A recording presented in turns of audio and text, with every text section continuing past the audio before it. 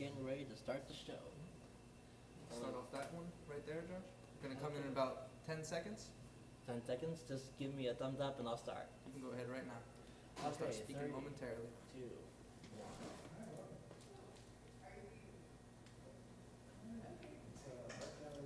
All clear, ready to go. This is 105.9 The Radiator. We are here for Rocket Shop Radio Hour. Just as we do every Wednesday, we bring you great Vermont artists with their great Vermont music. Today is no exception at all. We have David Rosane and the Zookeepers in the studio. Thank you so much for joining us. It is a pleasure to have Thanks you here. for the invitation. Absolutely, It's it's lovely. great. It's great to have you here. And just as an introduction, they're a collective of artists, multinational in origin, and they're activists, artists, and get together to do incredible things for their community. We're going to talk a lot about that later, but we'd love to start it off with music if we may. Okay. Great. Yeah, we're gonna start off with our dirtiest song, but it's okay. This guy was I was so delighted when David Lynch he came back and did the third series for Twin Peaks. I was like so happy. And it was just one gross episode after another. And at the time we were doing LL Bean meets fiddle music. And I said, guys, we got to change this. We got to do synth pop, retro, 50s, 60s with gross lyrics. So here we go.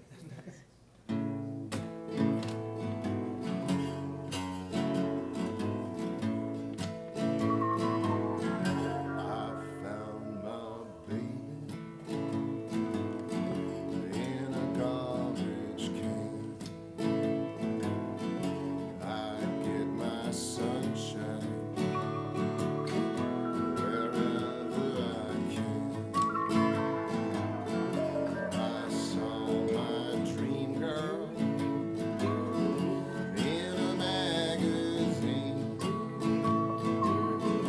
I take my sunshine with sugar and cream, with sugar and cream. I am so tired of broken hearts, and I've had my fill, baby, of broken parts. I see them shopping, I hear them laugh. I'm gonna do so much better than a bigger, better half.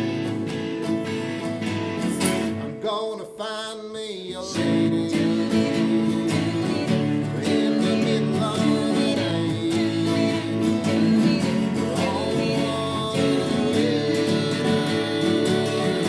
Oh, what a night.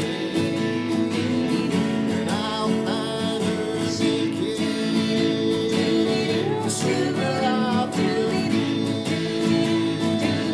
'Cause I take my sunshine with gasoline,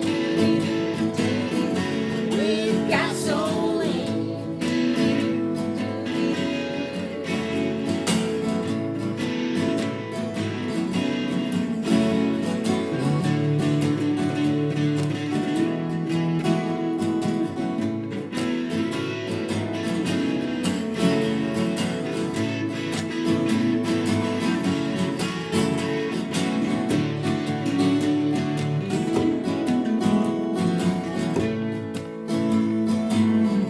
I saw me a woman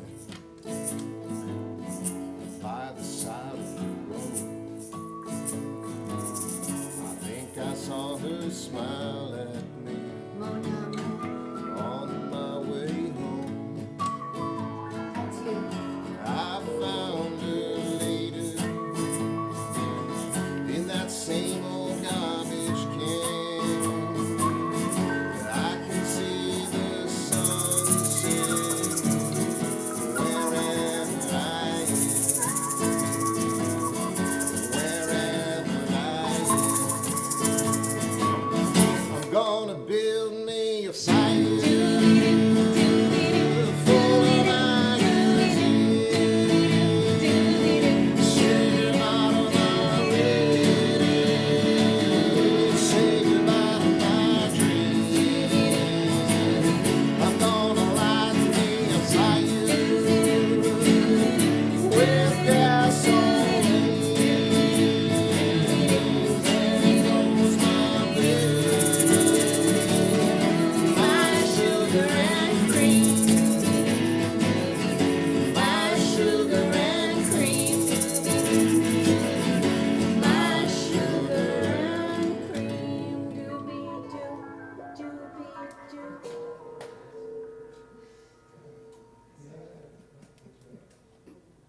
was Sugar and Cream from David Rosane and the Zookeepers. An awesome performance in the studio. I'm going to say thanks again, and I'm going to thank you 40 more times before the show is over. Well, a big shout out to Big Heavy World, because you guys do, it is so quintessentially, awesomely Vermont, what you guys, the energy in the state is high enough as it is, but you guys just bring it up a notch. Thank you so much. I mean, you know, going out and getting all the names of the bands of, and fill me in if I'm missing something that you do. All the fisheye? All the fisheye photography.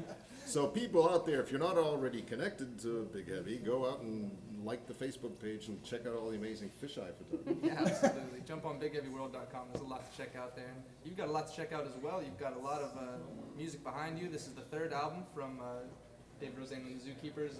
14 tracks on the new album, The Book of Zoo. Can we talk a little bit about that album and how it came about? I understand that it's a non-profit album at the center of a non-profit tour. Is that correct? That is correct, sir. It's the center of a library benefit tour.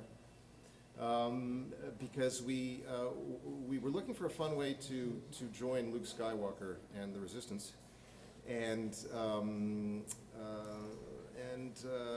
I sort of woke up one day with the idea, and I live in Paris half the year, so I Skyped Don and Jed, said, I gotta talk to you now.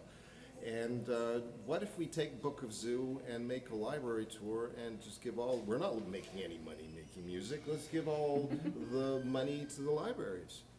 And my mind tends to work that way anyway. When I was working in academia doing research in the Amazon in tropical ecology, I couldn't just be there and not do outreach and humanitarian work with native people living in the Amazon. I just couldn't, so I brought the two together. It's the same thing here.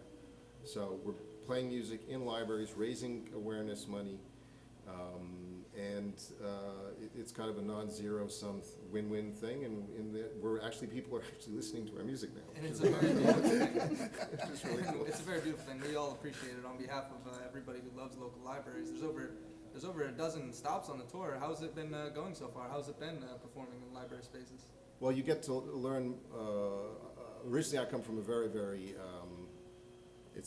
I use the word eviscerated because it used to be a booming mill town, and it's a ghost town now. But there's this one public library left standing. So, Richford. Richford, sorry. And so this gives us the opportunity to go out and look at the full spectrum of who's being hit where and who's being hit the hardest. But I sent an email to you, remember, today about I was in discussion with Cheryl, who runs the library at in Bakersfield. Right. And I said, oh my God, did you see oh my gosh, did you see the article in Forbes written by this guy who said that we should take out all the public libraries in the States and just replace them with Amazon.com outposts. Right, yeah, an abandonment of the local library scene. And she said, not only did I see it, but there was a huge outcry, so Forbes actually took the article off their website. Good. And so now there's kind of a hashtag thing like librarians are no longer silent, which is great. And plus, we're making lots of noise in them too. So. Yeah, that's beautiful. I'm glad that you're standing up for them and letting people know that it's important. I mean, I'm glad to see that there's an outroar. Personally, I'm glad that they took it down as well. So as you're going along, you're having these different tours. You're advocating literacy, community, and freedom of speech for young people, old people alike, and at local libraries. What experiences do you have? I don't mean to put you on the spot, but in your life, I'm sure that there's been libraries that mean something to you, or perhaps an educator that means something to you. What is a library? What is a local library? What happens? Well, I used to think it was, for me, locally, the place where I would go work. I do a lot of writing, Nice. and I just love the silence. And you listen, it's not kind of silence, it's kind of a white noise, and there's just people working. There's a whole bunch of people making noise with their heads. And I never really thought twice about it, but now I'm actually learning so much about libraries. This is a total win. And guys, please chime in and say something. Don't Yeah, listen to when me I was blah, in blah, blah high for hours. school, it was, if you did a research paper, you went to the library, which, I mean, there was no internet. It was cool. And then when my kids were little, it was a great place to take them for a couple hours. A library in our town of Bradford would put on these kids programs, and then they'd want to hang around for another hour just going through the books. It was great. It's really, really a great thing for kids. I think it gets them, into reading. My boys are both big readers, so I think that had a lot to do with it. When I down. first contacted the libraries to see if they wanted to partner with us, those that said yes initially invited us to come by for a little meeting. So I'd get in my car, this was back in December, and drive to the library in Fairfax or Hyde Park or what have you, and learned in the process that a lot of these libraries work, especially in the smaller towns, as hubs because there is no Wi-Fi. People don't necessarily have a computer at home. Right. And so they come and they read the paper, and so it's a small village without a stop, not even one red light, a stoplight. People just go hang out at the library. Right. So they're becoming community centers. I think they now even rent out snowshoes in the winter. Oh, They've got lovely. computers, and it's a good place for teens to go hang out where they don't have resources, just maybe to. Yeah, and I'll tell you what, we saw a great participation of local libraries in Make Music Day this What's year up, as you we were guys? going out and securing places for individuals and bands to go and play. The public libraries, Starksboro, Aldrich, all over Vermont were jumping on it, and they were all into it, and I love that. And they had shows for kids, shows for all ages, and I was kind of surprised by the reaction that I saw that they are so active and ready to serve their community. It's a really beautiful thing. Yeah. Well, we were too late to get in the calendar year to get because we had the idea around October, and a lot of the companies who would have donated some sponsor money were closing their books, and we were unheard of, and they need. So this year we're building up a case for doing it again next year. Great. And a lot of the beer companies, Vermont beer companies, got back and said, "This is a great idea because it's small businesses, and that's what libraries are, and that's what we're fighting for." Absolutely. So I think we have a good chance next year. And the Vermont Department of Libraries finally called us 2 or 3 weeks ago and said, "Yeah, we'll help you do this again better this year, with better as in with more means." Great, yeah, they're seeing the effort you're putting forth for sure, and I mean, I will thank you again on behalf of everyone for putting forth that effort and raising awareness and advocating for what you are. And before we get into another track, would you mind, David, introducing the rest of the Zookeepers to us, who may be present today? Well, this charming couple, Don and Jen, adopted me. They found me kind of ambling about Vermont Oh, with interesting. an L Beans thing, which is a guitar, and so they've become. Well, actually, I was touring with a French band back in. We were hanging out at Monkey House. It was like 2000 and something, they were playing, and we were playing, and there was nobody else in the bar. So we were their audience, and they were our audience, and they were from Bradford, and we were from Paris, France. And so one thing led to another, just a classic case of serendipity. And then a few years later, I returned with Lucy, a French violinist who could play the violin and tap dance at the same time. That went across real big in Vermont. And we toured together, and they more importantly, as far as the music is concerned, Don and then we decided to start a band. Yeah. So Don and Jen do a lot for their community. I'm going to let them speak about that. So you go ahead and talk about Summer Street. Oh, Summer Street, okay. We host a house concert venue at our house, and we've been doing that for about 8 years, and out of that has grown sort of a movement locally to hashtag keep music alive. We're Nice. trying valiantly to, and it's starting to take hold, I think, to help our community, at least in a grassroots way, learn the value of live music. And that also seems to be, we're connecting with other arts organizations in the area Absolutely. to help our community learn about the cultural economy and how much it benefits the general economy. And Yeah. all that energy is starting to really take hold in our area right now. So we're in an exciting time. Yeah, somebody said to us, there's a lot of other little local concerts that popped up, around Bradford. And we were talking to somebody, it's getting a little bit harder to get people out to ours. And they go, well, you caused it. Yeah, well, D&J Music is such a huge part of Make Music Day this year. And for those of you who don't know, Make Music Day every year, June 21st, international celebration of the beauty of making music publicly with friends, with random people on the street, in your homes, on your porches, on your streets. Check it out, makemusicday.org. What's up, Carrie? It happens every year, and it'll surely be a huge hit next year after the turnout this year. Yeah. So we thank you for It's that awesome effort put forth on your part, and we commend you for that. We could talk for days. Can we get back into another tune, please? Oh, yeah. Yes, but during the library tour, we surprised the audience. It's kind of a fringe, I wouldn't say fringe theater act, but we have fun on stage and try and have fun in a very interactive way with the audience. And so, and we use key words that we learn, like serendipity. What does that mean? Okay, well, instead of writing a set list for the gig, we throw this I throw it behind my back. It's called Bag of Zoo, from the Book of Zoo. And somebody catches it and opens it up and picks a card, and that is the song we play. Beautiful. Okay, so I'm gonna throw it at you. There you go. Oh, You get to pick. So you get to pick the song we're gonna for play. those of you listening, I just caught a small purple bag from across the room here. Well, I'll tell you that I caught it. Even though. All right, so reaching in randomly to pull out a track, we have. What's up, Serial Enemy. Joe? Enemy. Yeah.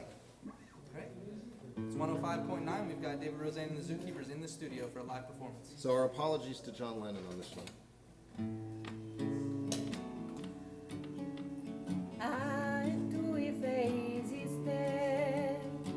That's It's Easy If You Try, backwards.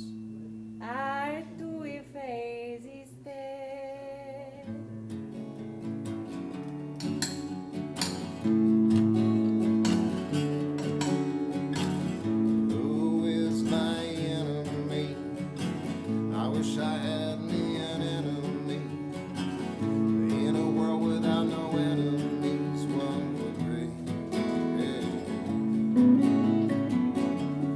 What would be? Who is my enemy? I'm super happy you're my enemy. In a world without no enemies, who am I? What am I? In a world without no stranger danger. In a world without no borders or frontiers. In a world without no enemies, what would be?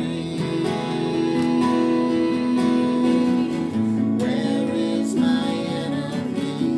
I wish I saw me an enemy. In a world without no enemies, what would be? What would be? La pa pa da da pa pa da. La pa pa da pa. La pa pa da da pa pa pa pa da. Do I really need this fight? Do I really need this song? To tell the world just who I am. To tell the world where I belong.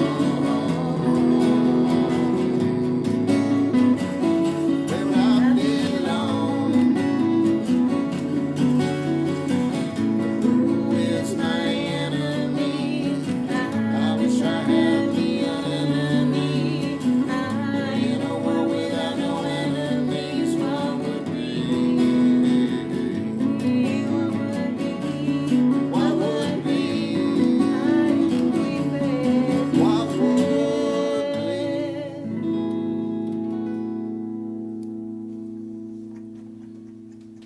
All right, that was a live performance of Enemy by David Rosane and the Zookeepers live in the studio. Another track from their new album, Book of Zoo.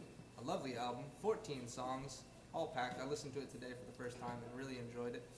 Hold it in my hand here for anybody watching on YouTube. You can see the cover right here. And as you were playing that song, I read on the back, songs by David Rosane, arranged by Jennifer Grossi and Don Sinclair, concept by Zoo.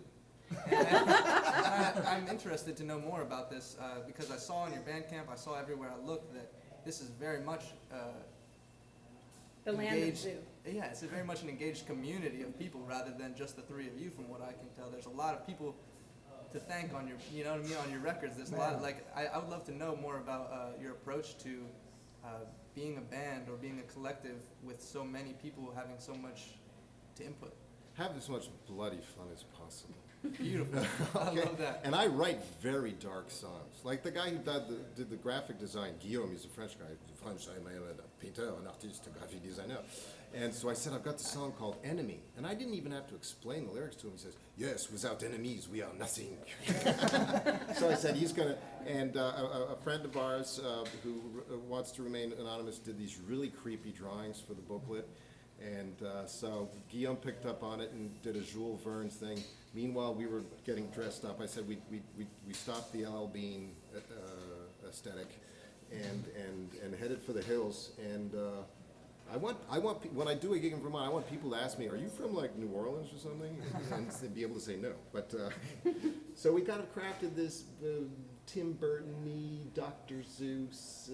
So I'm Thing 2 and he's Thing 1.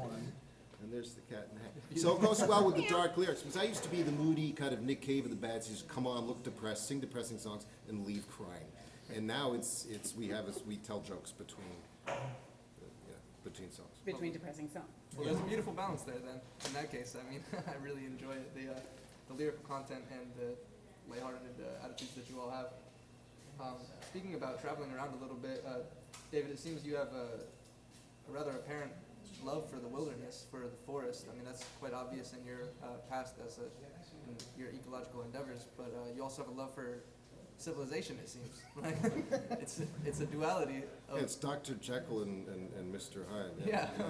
Well, I've been struggling with the dualism of nature versus city my whole life, and from an ecological and scientific standpoint, it's something that we created. It's a construct, literally.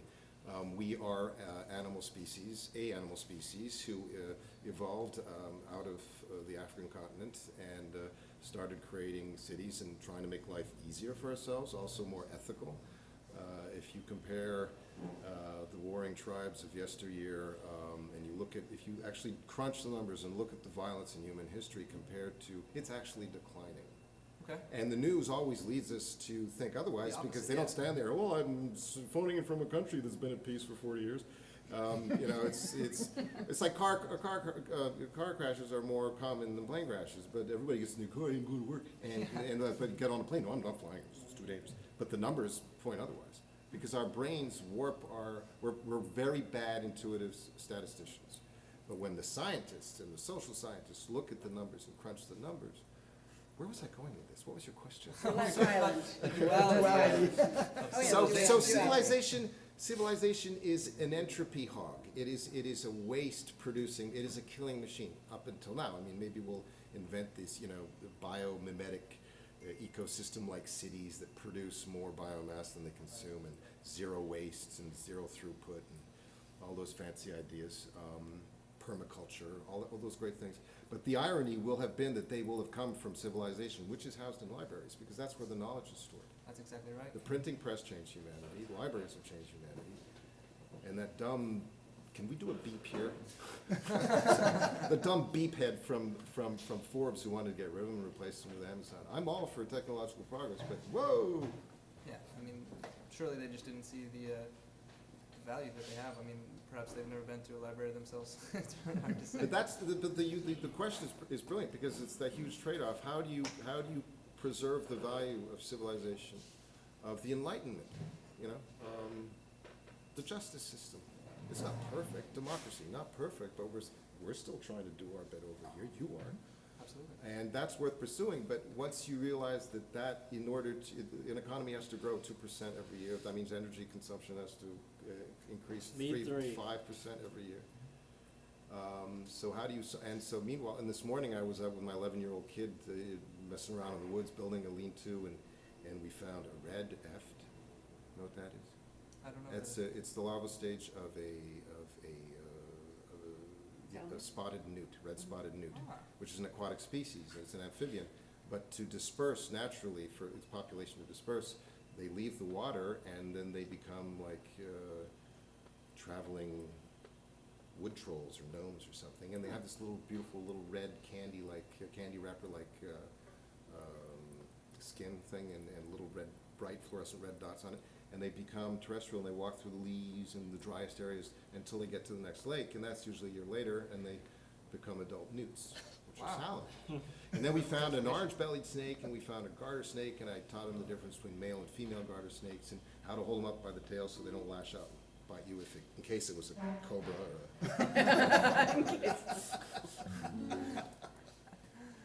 Well, I'd love to hear more later about your adventures, because just a brief research showed me that you've been all over the world, many cities, many forests, all over the place. So I'd Yeah, love I to guess talk where I about am it. now, I'm back in Vermont. That's And we're glad you're here, David. And while you're here, could we get another song from you? We've got Sure. a few more Well, minutes somebody before has the to show. pick it out of the bag. I'm sorry, I'm not All doing right, it. who's up this time? Serendipity. Anybody? Anybody in Toss it the over to studio? Bob there. There he is. Our engineer's Bob, choosing from the bag. Sealed shut on me too. Mhm. Oh, this one feels good. And the grand result? Hope in the dark. Dog. Speaking of violence overall declining, Yeah. that book. Rebecca Solnit, the essayist, she's to put it lightly, I think she's hard left. She's progressive, very progressive. But she knows how to stop and take the barometric reading and crunch numbers and look and compare 500 years ago with today, and have things improved as much as we want? No, but have they? Yes. And I think it's important for people, advocates of progressive change, to take a measure, because otherwise we get a bit too depressed. Absolutely. When you're out on a road, when you're out of sight, when you're out of your mind, when you're out of here, but you're out alone, when you're out of control, hope in the dark is who we are. Hope in the dark is all we are. When you're out of ammo, when you're out of faith, when you're out of grace, when you're out of bliss, when you're out of the guy, when you're out of the fight, tally on tally ho, hope in the dark is who we are, lest we forget all that we are.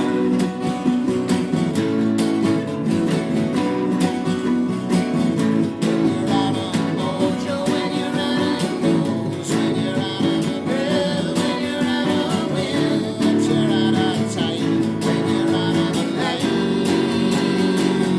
tally on tally ho, open and die, it's a lot of it, open and die, it's a lot of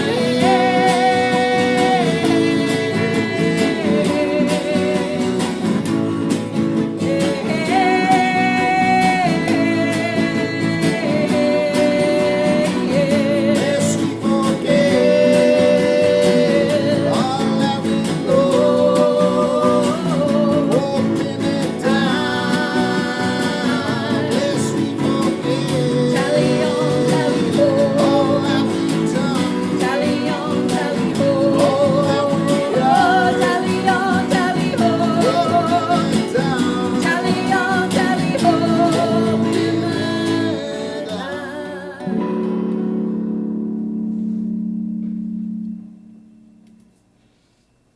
Lovely. Hope in the Dark, the fourth track from the new CD, Book of Zoo. David Rosane in the Zookeepers. Thank you so much for coming into the studio today and performing for us. Some tracks from your new album, which I hold here in my hand for anybody watching. Well, at home. Vermont media has been spectacular. They have been so generous. So we can only thank you. 7 days, a great review, a great little extra, another piece about the library tour. Rutland Herald wrote Yeah. a review, awesome. VPR calls me up one day. I burst into tears. So I go into VPR, and then WCX says, "Hey, this is interesting. Well, let's do it." So he comes down to Bradford before the gig and does it. So thank you all. I got a shout People out of to the Valley media. News, because that's our area. Valley News also. Valley does News, okay. something. Shout out those local sources. Yeah, doing a great job. We appreciate it. And that the message in that last song of and right before the song we were speaking on the the necessity of being optimistic if we're going to make a positive change. And that reminds me, I found this, if you don't mind me sharing, from your Bandcamp, a quote that you shared, David, a proverb. If you want to go fast, go alone. If you want to go far, go together. I thought that was incredible and totally present in your music, and I love that sentiment. Well, it's funny that I should quote that because I'm a bit of a sociopath. I like to, And a pessimist. but I'm always smiling, honey. I should have said sooner. Anyway, we've got people listening to us in France right now because a lot of the people who helped, we did kind of a crowd sourcing of Zoo our own way, kind of weirdly. And so a lot of people in France, people I know said, hey, you're going to fight Trump in the library. It's very good, so they gave us all this money. And my lovely better half, shout out to Anne Lisbeth, who sells a country as a living. She's works for the Norwegian, works for the Norwegian government, and she has to market an entire country. So a library tour, come on. So she helped me put, out a press release and out a Zoo, and she helped with the dress code too, which was cool. Yeah. Can I quickly plug the libraries we're playing at? Yes, absolutely. Please read them off. So, love you, babe. So, what's coming up? Waitsfield is tomorrow. That's where What's It comes from. Grace Potter. Ah. Yes, Bakersfield, where Will Patton's from. Will Patton. Fairfax, so the Bakersfield is on the 28th. Fairfax is August 3rd. Groton is August 4th. It's a teeny tiny little library.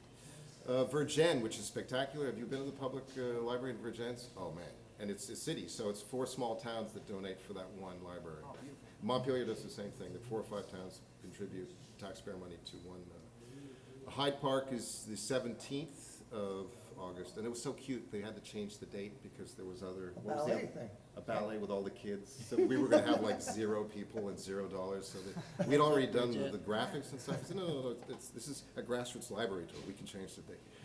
So it's 8:17 Hyde Park, 8:18 Montgomery, way up yonder. You can see Canada from there. And 8:25 in Chelsea, which is near Bradford, in Orange County. Great. And If you're in this any is of those yours. That's good, locations or Bridget. anywhere near, definitely check it out. Definitely come out and catch some more of this great live music. Would you like to do one more live in the studio? If you have one prepared? Yeah, but somebody's got to pick it out. Okay, that's the rule. We're down with it.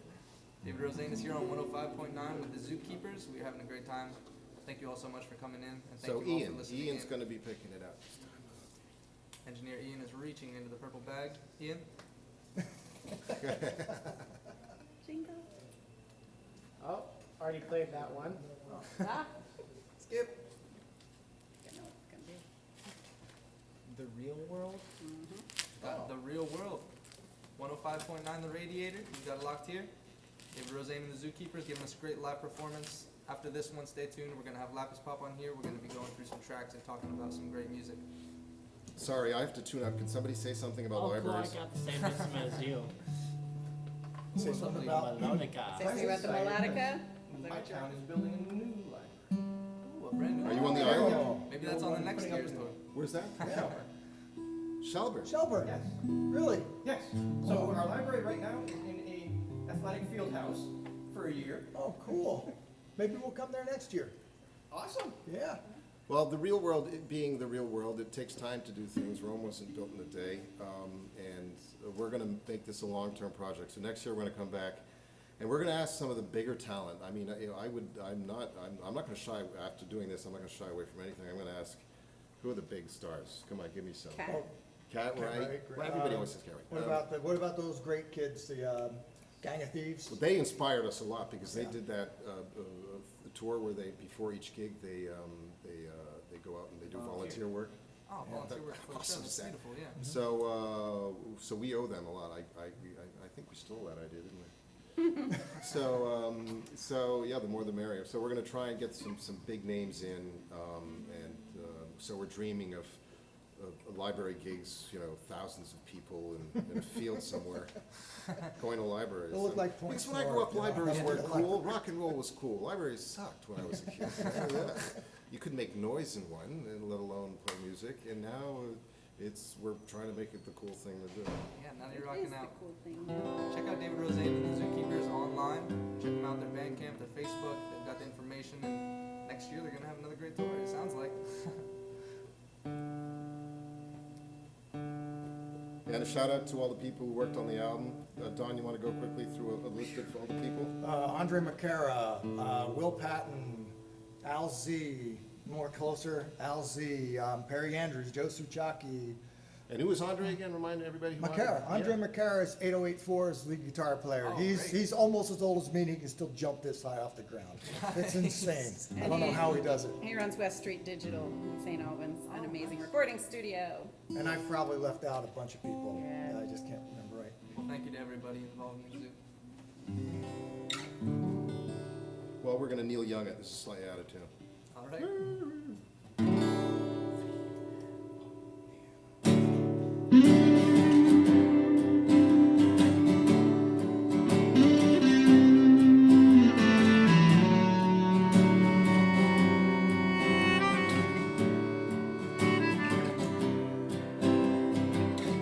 What do people do inside the real world?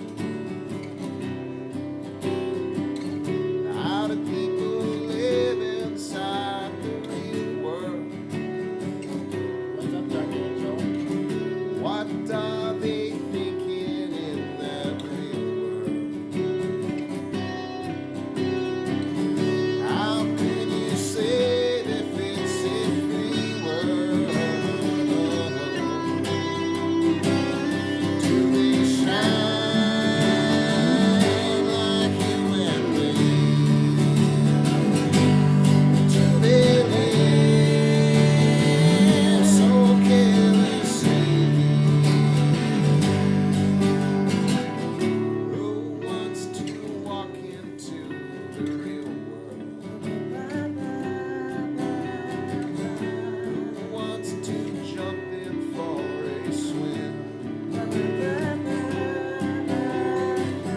Do they ever rock out in that real world? If you wanna see Sean McKay, do they shine like you and me? Do they live so carelessly? Do they find repeatedly? Or do they break so easily? Do they smile about tomorrow? Do they cry for yesterday? For yesterday? Do they shine like you and me?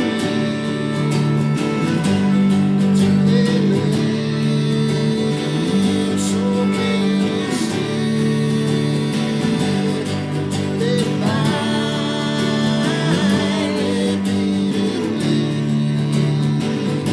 Do they break so easily?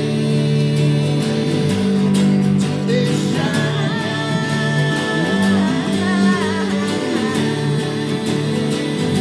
Do they live?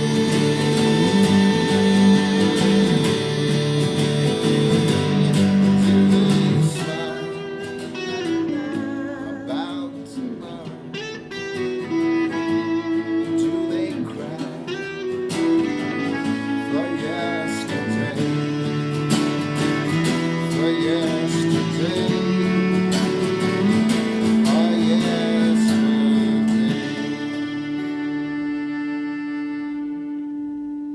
Wow. Another great track from David Rosane and the Zookeepers. Catch them on their Vermont Library Benefit Tour. Check out their new album, Book of Zoo, online. Either way, all proceeds, all benefits are going towards Vermont libraries. We're keeping it local, supporting the community. They're doing fantastic work out here. We really appreciate it. On behalf of Big Heavy World and everybody who engages with their community, libraries. We sincerely thank you for the work you're doing, and thank you so much for coming in and playing for us today. Thank you. Thank you. And we're gonna send it off with one more track from you. Stay tuned, everybody. We're gonna keep streaming. We're gonna go right to Can I Steve. interject? Oh, please, So please. this is typically me, I'm sorry. Go right ahead, David. No, it's just that there's a very quick quote. Do we have time? We absolutely. forgot to thank all the partnering libraries, of course. Go right ahead. Susan Smolinski, who is the librarian in Richford, who helped this show get on the road, and she sent me a quote today, which I'm going to read very quickly, from a very important library scientist, and why libraries are important. There are a number of ways one could address the concerns of the public library community with the broader context of a democratic political system. As the public storehouse of knowledge, the public library can be viewed as a free society's insurance that all ideas will be accessible to everyone who may want them.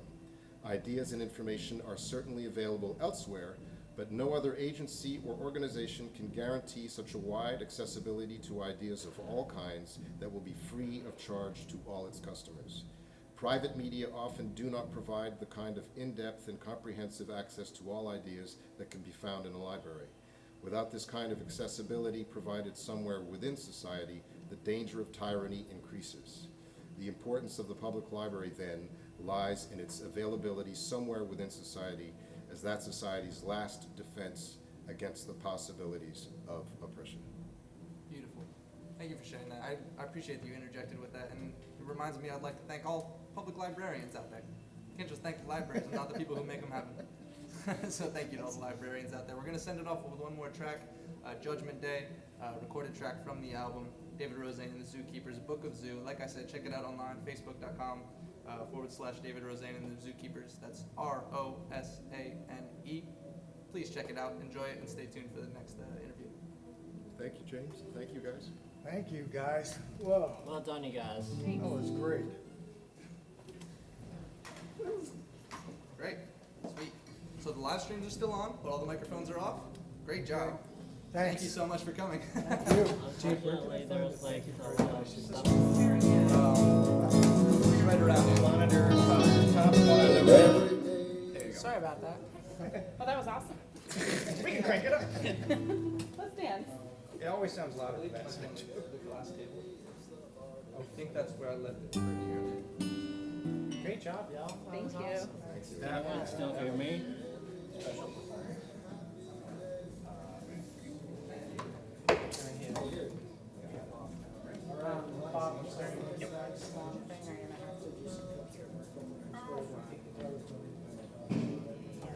Josh, our next guest is going to be sitting right there, so could you help me get this camera pointed at? Yeah. Because he's playing just from his, we only need the one mic. Right, yeah, just for him to speak there. Okay. I'll be talking to my fair entertainer about Big Heavy World, what I've been doing. Maybe I'll have to try to convince my wife. I don't know when they're going to have you guys come play for a grand opening. That would be cool.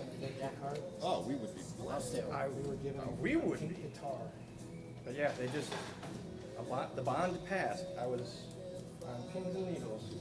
But it passed, so the town decided that we needed to renovate and move out of what was basically the old town hall. That was just too small. Oh, is the art spread next door? Yeah, that's it. I'm gonna get a few things out of the way here so you guys can see what's happening. Here is your amp. Love you all too.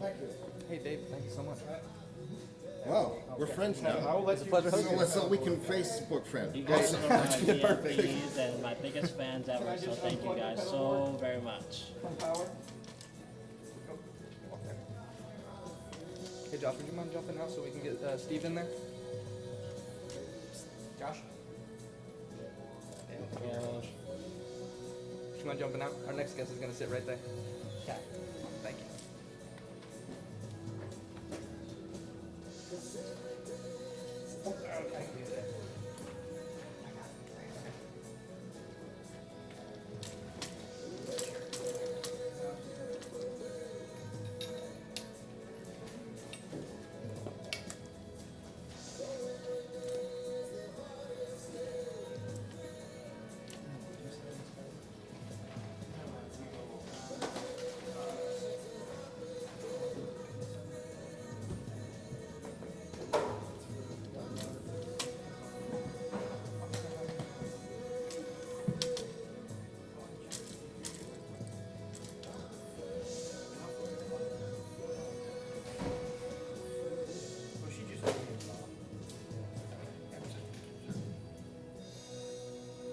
figured she would. So is this mic number 2? Do we want to just use Yeah, that? that's the, Okay. if you don't mind. No, I wanted to get whatever is mic number 2, it's easier to. Yeah, that's the one. Yeah. Yeah, I'm just trying to get these, we can wrap up the cables in a bit.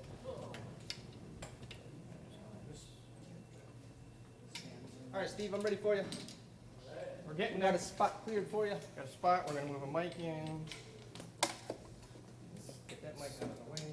You're gonna go to that orange chair over there. Right. This is gonna be the mic you're gonna be talking into. Alright. Which I'll get over here for you.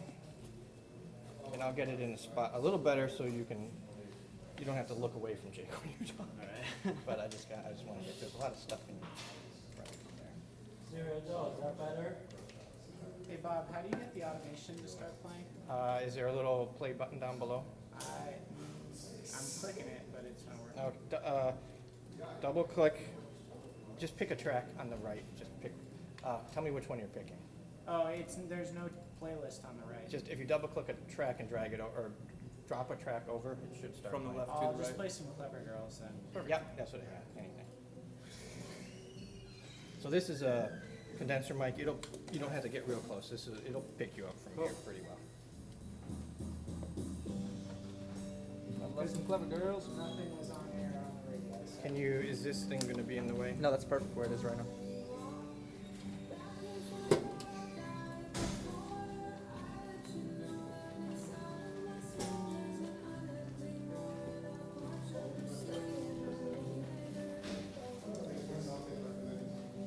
I am here. I'm here. I'm gonna take this to make sure I get it on the radio. Nice.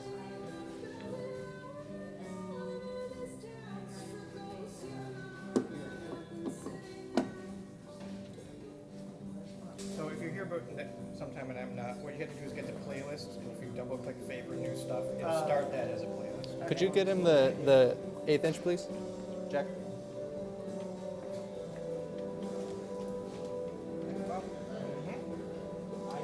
By the way, Bob, Steve, Bob. I'll introduce you We slowly. met, but we haven't been introduced. How nice. To meet you. You too.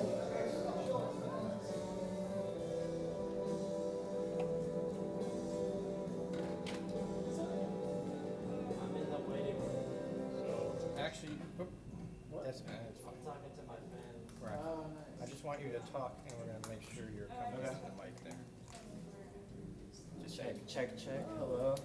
Hello, hello. that mic's pretty good at picking things up, so it will pick up a little room there, so people just need to be quiet. You can get it a little closer if you want. Just pick up the whole stand and scoot it. Man, I have so much stuff on the ground. It's crazy. I know, it's a bit of a Wire force.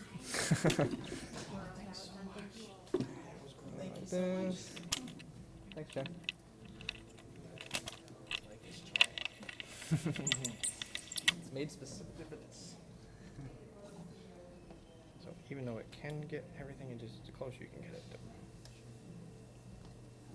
There you go, that'll be good. All right, nice.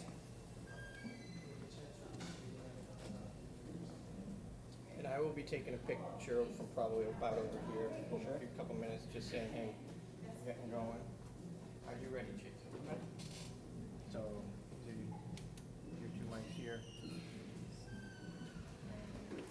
The radio. WOMMLP broadcasting from Burlington. Actually, if you want to start right after this. Yes, we We're gonna go right into it after this. Move. Oh, that's fine. There's nothing incriminating in there. Great job We today. are here, back on the air, Wonderful job, 105.9. Let's Had a play great those time with guys. David Rosane and the Zookeepers. They're heading out right now. Had a great set. Now I'm here with my friend Steve Smith, Lapis Pop.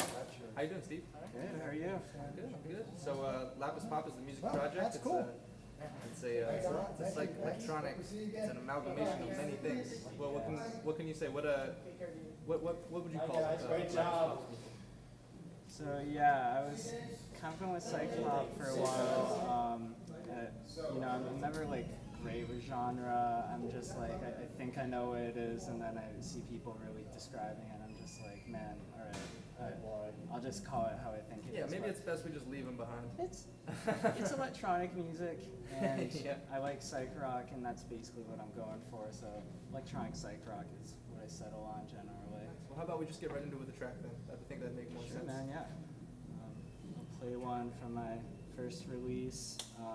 It's an EP I released about a year ago, and this song is called Chao, CHAO, in parentheses, down A. Make sure we get the volume right here. Here it comes. TNT fireworks still up in here. Oh, not much.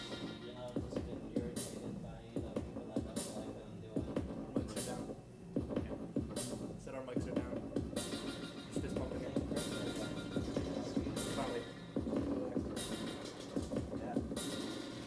No, not Studio Joe.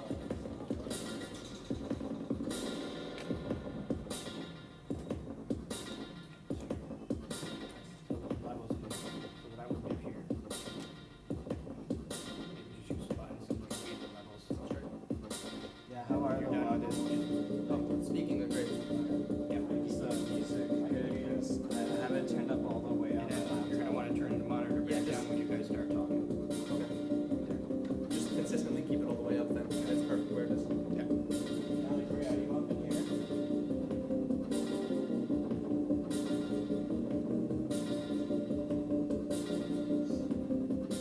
How long is this one? 6 minutes. Okay. Yeah, but a lot of tracks are kind of long. I mean, Just let me know at like, maybe like 30 seconds or 5 seconds or whatever. yeah, sure. So in a second, I'm gonna tell you, pretend you're doing something. Look like you're doing, We're talking actively. or smiling at Jake or something. Oh, actually, that's good. I like that. There we go. Yeah, so what we want to talk about? I just got a few things I want to talk the about. agenda. Just your music, being a musician who makes music that is not typical of the area, like all the indie rock and punk Yeah. rock that is in Burlington, and then Yeah. maybe translating this type of music to a live setting, what that's like, Yeah. and collaborations with other musicians, and how your music has changed over time, and then the visuals, and definitely talk about the videos. Oh, yeah. Is there anything else you want to plug in? This is you right here, Jake Yeomans. Is that you? On the second one. Yep. Yeah, I mean, if you wanted to ask, like if you want to spend time on talking about what the name means, because people might not really know what Lapis Yeah, is. we'll make that the first thing. Yes, If you want to do that, and then also talk about the song, or yeah, Helping and then, out a radio you know, it show. doesn't matter. They We can kept talk about rolling like my state. what has influenced my music, like briefly. Like that's all I like really thought about talking about. Thank you so much. Whatever you want to ask, those are good questions. I love this first EP, by the way. Oh, thanks. Did you listen to it? Yeah, I listened to Oh, everything today. thanks, man. Went through it all. Thanks, Doc. I appreciate it. I definitely want to talk about the word creasicolic. Oh, yeah. Exactly. I can certainly do that. I was thinking about playing that song too. Nice. Good But, idea. yeah, Thank like you. I said, thing is, like, a lot of the songs I wanted to play are like I agree. 4.5 to like 5 minutes long and stuff, but I see Yeah, how much I time we have. Yeah, I mean, the last one went way over. If we end the show on time, it'll be over in 8 minutes. So we're gonna go like as long as we want to, essentially like about 20, 30. Sounds good to me. It is Lapis, right? Yeah. Just want to show us. There you go. There's your pick. Oh, nice. That's great. Thanks. You provided the smile. I just took the picture. Thanks for capturing the good side.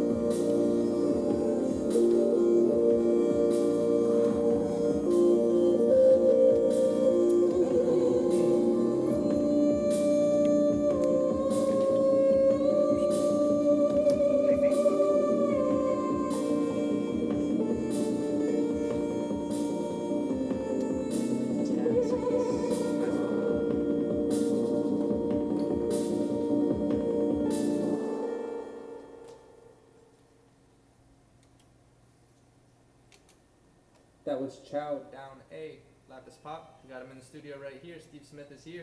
Steve, thank you so much for coming in. Oh, thanks It's for such- having me. It's such a great opportunity to have a diversity of music in this area, and we're glad that we have an electronic artist in here because totally represented on our show. We're glad that you're here representing. Awesome. Love to represent. No worries, that's just me. And Steve Smith is your real name. Lapis Pop is your producer performance name. Can you tell us the Yeah. origin?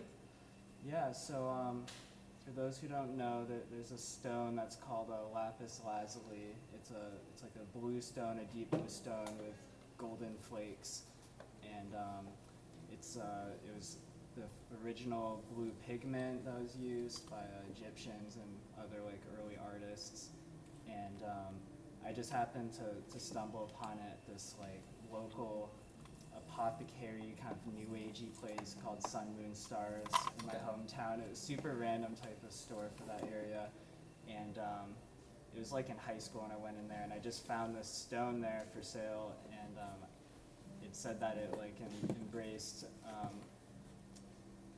really close friendships and trust and honesty, and I just was like, oh, this is cool, like I really like this, always like the color blue, I'll check it out. Nice. And I made one of those wire wrap necklaces, which around here it kind of seems like one of those tired things that you see with the quote unquote hippie jam crowd or something, but I hadn't really seen anyone with one of those. That's where you get them. It was just a necklace I wanted to make because I liked Lapis. So Yeah. the idea is that it's music that might be the pop music of the universe of Lapis Lazuli, basically. Beautiful. I love that idea, and it certainly sounds otherworldly, and it definitely straddles the lines of many different genres. I mean, I've listened through the track list today of the last 2 years, and I'm interested to know what artists inspire you to make to inspire you to grow musically. Yeah, so I mean, there are a lot of bands that I've liked, over the years since I ever started liking music. Like the first band I ever liked was like in 5th grade, Gorillaz. Like I bought Demon Days, that album, and it was funny because my mom's seeing these cartoon characters smoking cigarettes and stuff, and it's just like, what's the music you like? But I don't know, something about it resonated with me. Got really into Radiohead. They were my favorite bands early on, but that turned more into like Animal Collective. This band Black Moth Super Rainbow, which they're not very well known. They're out of Pittsburgh, Pennsylvania. That's kind of the vocoder that you heard in the song. That's where that inspiration comes from. Right. I checked them out since you told me about it. Oh, yeah? Very cool. Very cool. Yeah. Very unique. And nowadays, like, might not hear the influence so much on that one, but King Gizzard and the Lizard Wizard, one of my favorite bands right now, and can't forget the Flaming Lips. Oh yeah. I could go on, but that's basically what's been swimming around. Cool. Totally an eclectic mix of music. And speaking of eclectic mix of music, you've got certainly a wide variety of music you've made yourself. I mean, maybe it's just me as a music head, but I hear such a variety throughout. You're introducing new pieces of electronics. You're dropping off old things, and I'm sure you still got them somewhere in your apartment. But it's kind of like an evolutionary thing where it keeps on changing. Yeah. Yeah. No, I'm glad I'm glad that's what you think and what you've noticed. Because I just hope that don't sound like I'm doing the same thing over and over. But yeah, I mean, I've been improving my gear, repertoire as time's gone on. I've been doing this since like 2010, and back then I had an older sampler, and I was recording stuff on GarageBand, like using the pinhole mic on a eMac with the amp going out, and that's evolved to like a USB audio setup and more samplers and synths, and I've been working on mixing, this whole time, learning stuff here and there and recording stuff on Logic now, so. Yeah, picking up moves as you go. Yeah. Well, would you like to introduce the next track and let us know, when you made it, what it's called, and Yeah, anything sure. interesting about it you want to share? So the next one is called chrysocholic, and that's a word I made this other stone called chrysocolla, which is a green, like aquamarine stone, and gonna admit I don't really remember the exact properties of that stone or what's going on with that, but basically, you know, I kind of took the word chrysocolla and took alcoholic type thing and mashed it together. It's not a song about alcoholism, but more about just a sort of indulgence in kind of relationship, passionate relationship without really thinking about where it's going to go or planning it out, without sticking to any particular rule book before taking the dive, and just like throwing all of the cards away and being like, I'm just like oh, we're just doing this again. Here we go again. Here we go. Another unpredictable thing that we're gonna go through. Well, we got Lapis Pop in the studio. Next track is Chrysocolla. Got 105.9 on your dial. Keep it locked on there.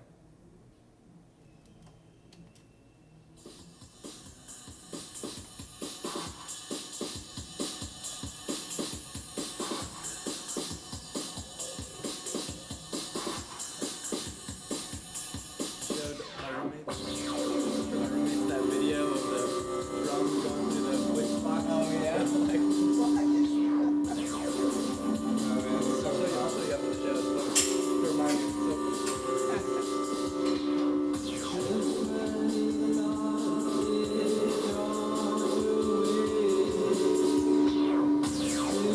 Nice to hear it out of nice to hear it. I'm like, oh shit, this actually mixed okay.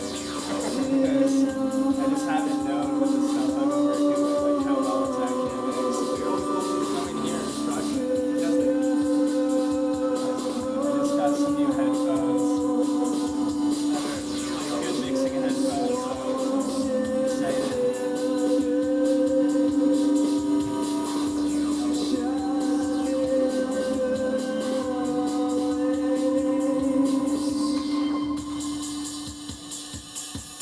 Hey Jake, where's the bag code? It was right there last time I went. I like that before. Yeah, the thing that might be good for like when it's like getting towards the end is talking about how it would be to get forward the next album plug.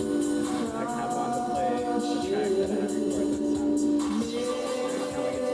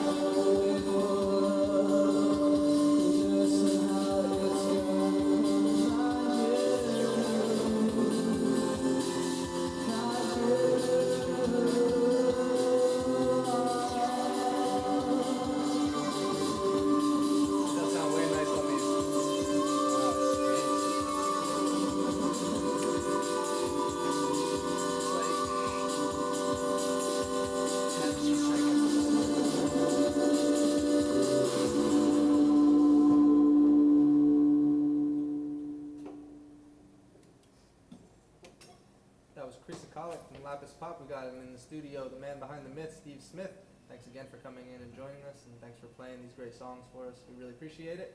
Like I said, it's great to have some electronic music on the show. Of course. Thank you again as well. Now, I mean, that last song, Creasicolic, we hear layers and layers and layers of music. But when I see videos of you playing live, you don't have a laptop that you're queuing up track after track on. And I'm interested to know how you translate without a computer those like intricate pieces. Like, what does the process look like to get a song from that point to where you can present it live? Right. Well, yeah, with each song it's different. It all depends on how I recorded it. Like some of them I do, I I record the drum track from my sampler, which, I have it's called a Korg Electribe 2, and you can make drum patterns on it, and also add synth flares and stuff like that. And so a lot of the time I'll just keep layering things, and I'll be like, oh no, like I don't have enough hands for this when I play live. But how I solve that live sometimes is I have some of the tracks or some of the drum tracks just like on my iPod on an MP3 file, and I'll just press play on that and then do the other stuff I can do live on top of it. I always do singing live, but yeah, some other songs I just have the patterns on my sampler and I just switch between them live, or I mute certain things to have the transition parts going well. And yeah, it's mostly just me, synthesizer, sampler, and vocals. Nice. And I know that other times I've talked to you about this before, that other times you bring in other musicians on it. Sometimes you don't have your hands on every switch, though I know you can. How do you collaborate live with electronics? Yeah, to be honest, I actually haven't done that too much. I did used to play in a band that plays around here called Kudu Stooge. Oh, nice. I used to You sound perfect. do synth and sampler with them on some of their songs. But that's the thing, it is pretty tough, especially when I'm used to doing my own thing. Yeah. And I don't really do things by a strict music theory sense. I don't usually think of things in terms of key or time signatures. So when I work with people who do, it's like, oh no, like I'm the weakest link. But I do it by ear and it makes sense to me. But yeah, if I was gonna collaborate with someone, like have them lay down guitar or something, and it's one of my tracks, usually just feel it out, hang out at some point, and then just figure it out that way. I would love to play my music with a live band, like a bassist and a drummer, but it's hard to get people on your schedule and be like, hey, so you're gonna hang out with me all these days, no matter what, and you better be into it every time. It's a lot to ask of people, and I just, I'm a pretty independent person. So. Yeah, you're making a great go of it by yourself. It's a sweet thing, and I've seen some live videos. I'd love to see it live sometimes. I'm sure, hopefully before you leave for Maine, that I'll get to hear some of that. And speaking of Burlington and playing with people in Burlington, there's a lot of punk, there's a lot of indie rock, there's a lot of folk, there's metal, there's post-rock, there's a lot of different things coming from young people in Burlington. How does Burlington react to electronic music in a live setting? Do they know what to do with it? Are they excited? Are they? Yeah, it's been a very varied response depending on where I've played and people's mood around me. But I think the best response I've got was playing at Half Lounge, because usually DJs play there, and I would not call myself a DJ in a million years, because I'm not playing anyone else's music. Yeah. I have nothing against DJs, it's just I'm not one. You are not a DJ.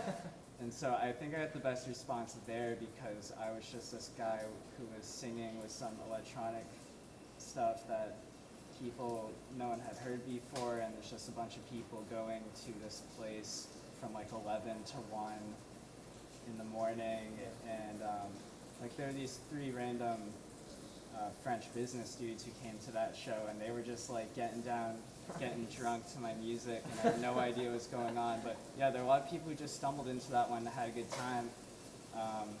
But then I've also played other shows where like a Radio Bean Wednesday night at midnight in November, and there's no one there. It's literally me and the bartender, and I was just like, no one can make this one. But yeah, I think when people have been there to see it, they've given me good feedback. But yeah, there aren't a lot of people doing it, and I think generally in bar scenes on the weekend and stuff, people like to go see a group of people playing music, playing guitars and stuff. I think that just seems to be. Maybe it's just because it's what they expect. I mean, Yeah. I personally hope that it's a growing thing because electronic acts live is something that I see so rarely. And I just saw the other day we had a few performers in here, a Big Heavy World for one of our all ages shows. Zookeepers was in here, and Plastic Mammals is a local group that was in here, and they had some synthesizers going. They had some electronic drums with drum pads, and I was like, this is great. I love seeing this, and I'm liking that I'm seeing it more. Yeah, I haven't seen it enough. I know there are plenty of bands here I still haven't heard of and just haven't seen who are probably doing kind of similar stuff. I guess I might just add that I've had this theory that maybe when people are going out to see music some night, it's much more inviting when it's a group of people in a band. It's like, oh, we're gonna see this cool band, let's go support the band. Whereas when it's one person, it's like, let's all go support that guy or that person, So, I can just understand why it's not more widespread, but again, I think it's more someone putting their artistic self out there Right. as an entity, and it's more for people who want to just go and really listen to the music, not necessarily just go have fun watching a band, go for it, Yeah. Well, I mean, there certainly could be a market for that in a city like this, where people everywhere you go are expressing themselves and are creating. Yeah, absolutely. What would you like to share next on the idea? Oh man, how much time do we have left? Got a few minutes. Why don't we have? We'll do another track. I'll ask you a few more questions, and then we'll send it off with the track. Awesome. Okay, so I'll play another one that is from my EP I released last summer, and this one's instrumental actually. It's a little less emotionally indulgent, Okay. and it's called Coco and Pura. All right. It's 105.9. We got Lapis Pop live in the studio.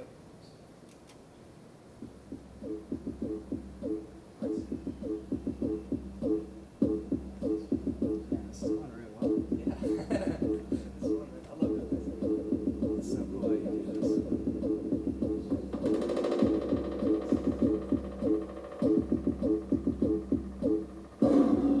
Oh. Tiger. Oh yeah.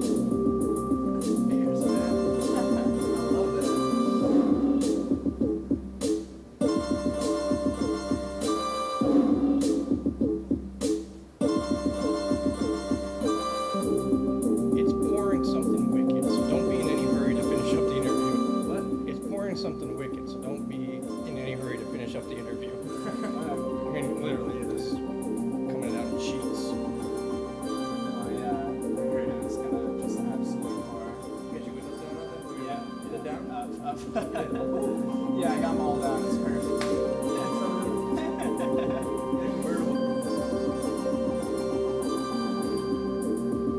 Yeah, this is one that is like so hard to recreate live just because like I just like went for it and recorded this all in one take and just yeah. This is one of my favorites.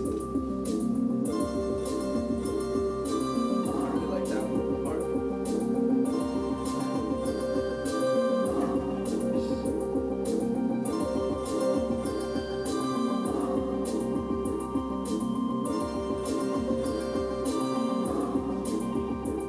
Maybe we'll talk for about 6 or 7 more minutes, and then on track, go back to the regular rate. So maybe like talk for like 6 or 7 more minutes. Play, you want to do one of them one more track? Yeah. Okay.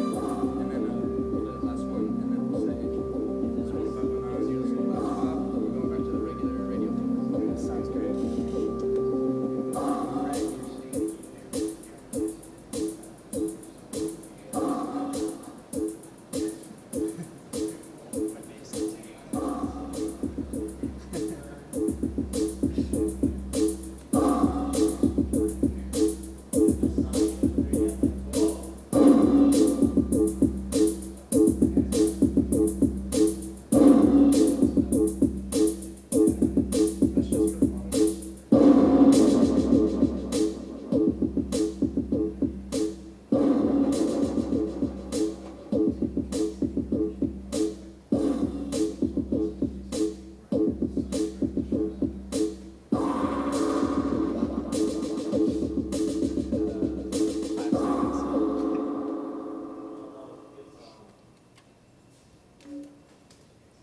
We got Lapis Pop in the studio, another great track from you. I'm wondering how you come up with, how you go about naming instrumental tracks like that. What was the name of that last one? So that one's called Coco and Pura. Is it something you hear before, is it something that comes to you before the song is ever created, or is it something you hear, listen for in the song? No, this one, it's entirely because of the tiger. I don't know if you ever played the game Crash Bandicoot. Yeah. The Crash Bandicoot Warped. There's a level where you're riding the tiger. You're Coco and you're riding the tiger, and the Okay. tiger's name's Pura. So it was originally called Pura, and I was like, we could add Coco in there too. So Yeah. it doesn't really have anything more to do with that aside from the tiger sound, but like I just, I love that game, and I just, Yeah, I think it's got a cool vibe like that. Yeah, and that tiger sample is awesome. Ferocious. Speaking of ferocious, there's a ferocious downflow going. If you're driving, please be safe. Don't listen too intently if you're driving. Listen passively. Sound like some thunder. Speaking of I mean, that honestly segues perfectly into another point. I saw on your website that you don't necessarily need people to be 100% dedicated to listening to you. You say that there's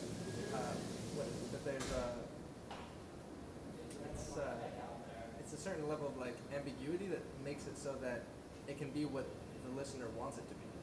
Is that right? You still feel that way? That is very right. See, you did the homework I want everyone to do.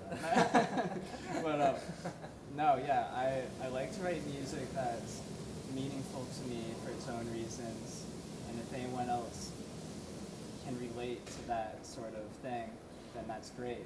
But it's also cool for the music to have a little bit of open-endedness to it, a little ambiguity, so that they could come up with their own meaning. Because I find a lot of the music I like is like that as well. It's not like a linear like love song where it's like, oh, if you've never had this experience, you just don't get it, or like anything. I realize it can be alienating because a lot of the time, you can't hear the lyrics like super well, at least at the first go. You might have to look them up, but again, that's what I like to do. That's the type of music I like. So it's, I think you shouldn't understand a song first listen.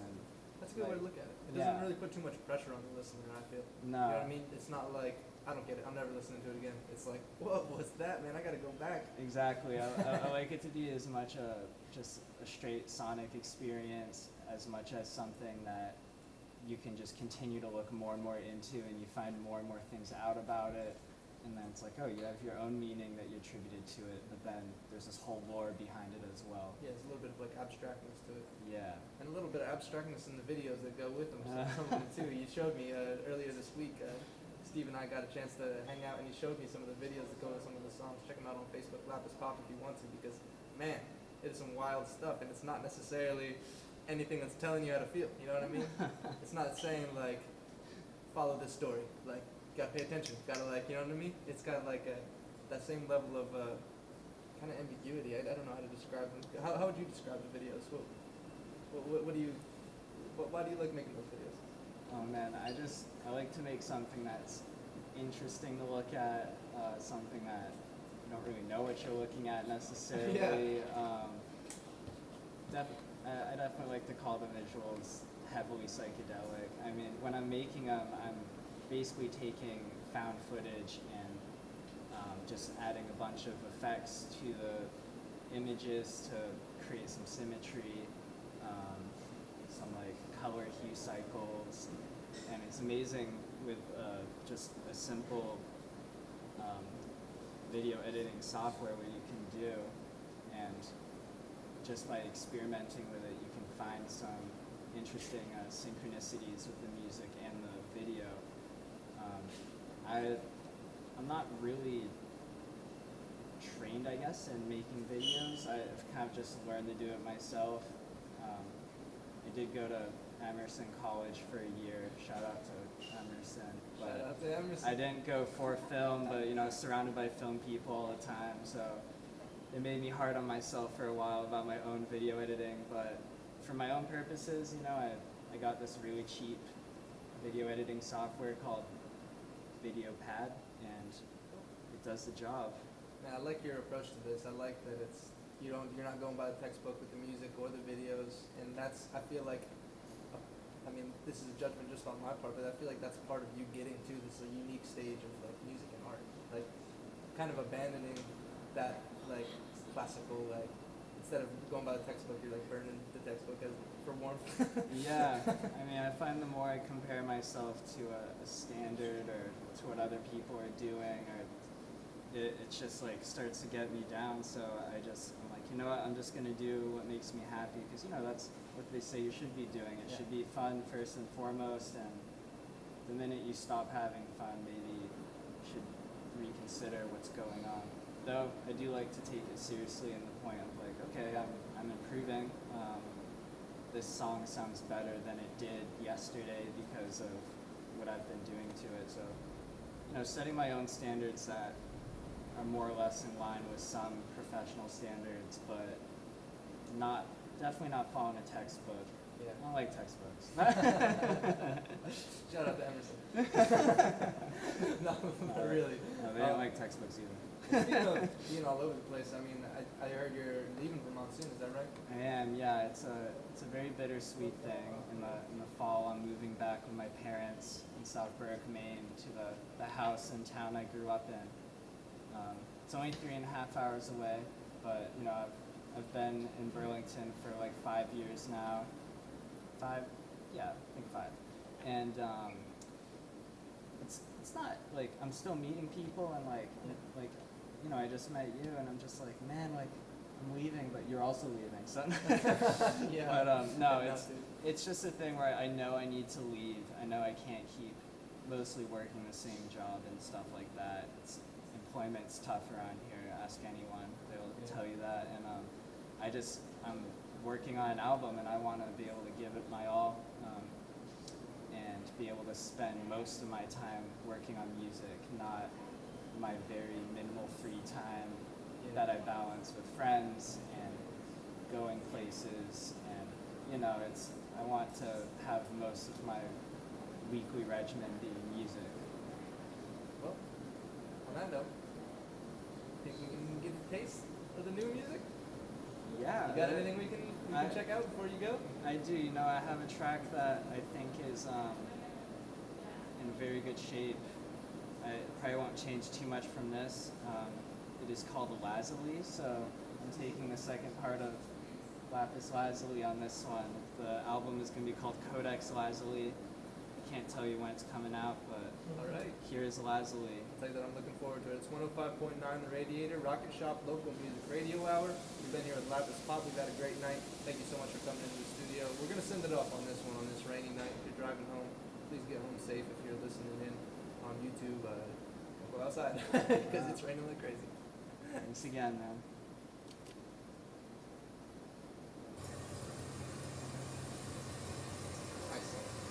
Sick. Yeah. You're not kidding. We'll just let this play, and at the end, I'll get the regular station back and rolling. Awesome. Yeah. Thank you. That for went coming, great. I was a lot less nervous than I thought I'd be. Steve.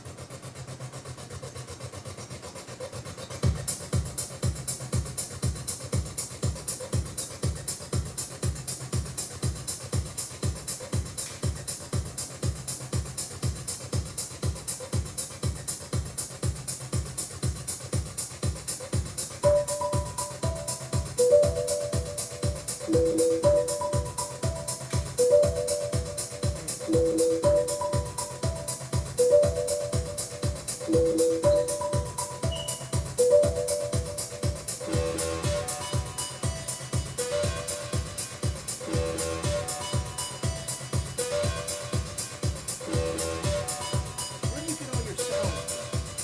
I don't know what that sound is right there, but It's just an onboard synth on my sampler and just putting like effects on it, basically. I like that sound. But the intro sound, the kind of watery sound, that's a sample I took over the winter. It was like floating blocks of ice in Lake Champlain hitting each other in the crowd. You went and recorded So I recorded it on an iPhone, and then I put it in, and then I like just play the sample, and then I put the slicer on it. I like it. I love it when like people are out there like recording the natural sound. Yeah. Thanks, man. So where do you live? South Berwick. It's by like York and Kittery. It's like 45 minutes south of Portland. So So you're almost in the hand. yeah, like right on the border basically. Okay. My parents are up in Southwest Ontario, up in Mount Desert Island. Oh, nice. Yeah. Yeah. I went to. I've been going in that area for a while, but I went to Acadia last summer for a camping trip. It was so nice. It's really nice in the summer. The place gets a little dead in the winter. Oh yeah, no one's Like everything closes up. pretty much like most of Maine in the winter. Outside of Portland, outside like Portland, Vancouver, Yeah. Basically, once you start going north from Portland, it's like just more and more desolate. northern Maine,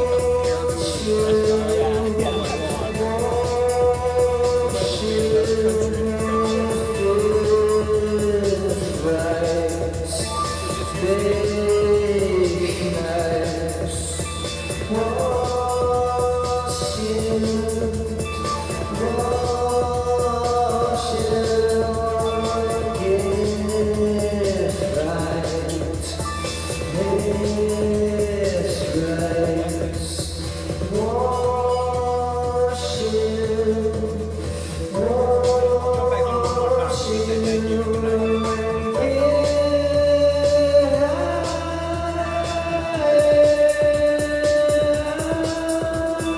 I want to say like where they can find the podcast.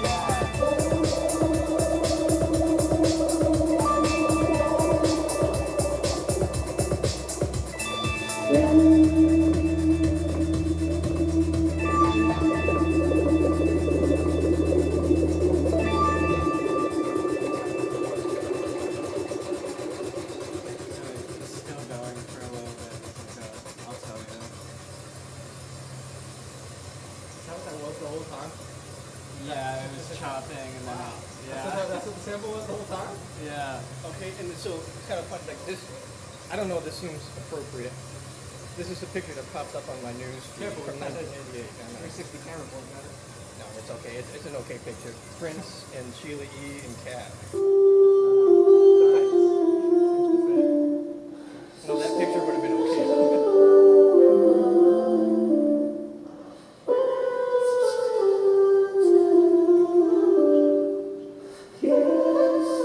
Someone from